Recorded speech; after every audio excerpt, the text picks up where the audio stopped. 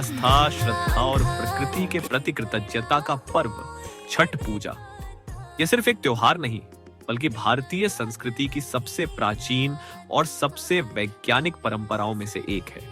कहा जाता है, जब ब्रह्मा जी ने सृष्टि की रचना की, तब देवी प्रकृति ने स्वयं को 6 भागों में विभाजित किया और छठे भाग से जन्म हुआ छठी मैया का, जो संतान की रक्षक और लोक कल्याण की देवी मानी गई।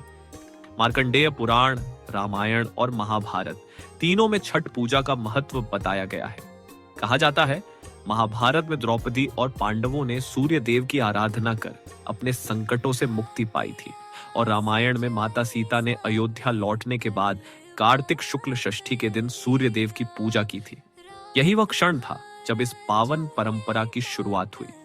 पौराणिक कथा के अनुसार राजा प्रियंवद और रानी मालिनी को संतान सुख नहीं था।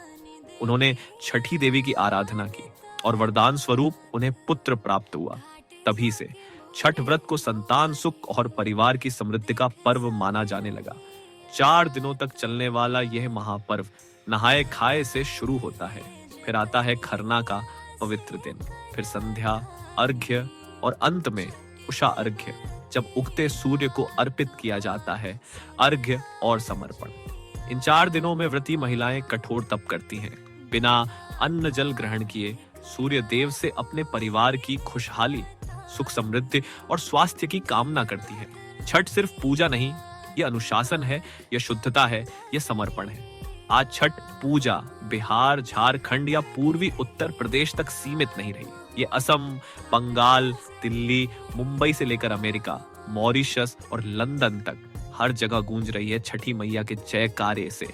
घाटों पर डूबते सूरज की सुनहरी किरणें, हाथों में अर्घ्य लिए महिलाएं और चारों ओर गूंजते भक्ति गीत, यही तो है छठ की पहचान।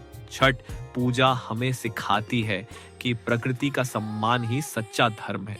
सूर्य की ऊर्जा, जल की पवित्रता और मन की शुद्धता, यही जीवन का आधार है। जय छठी मियां, आपके जीवन में सुख, स्वास्थ्य और समृद्धि की किरणें सदा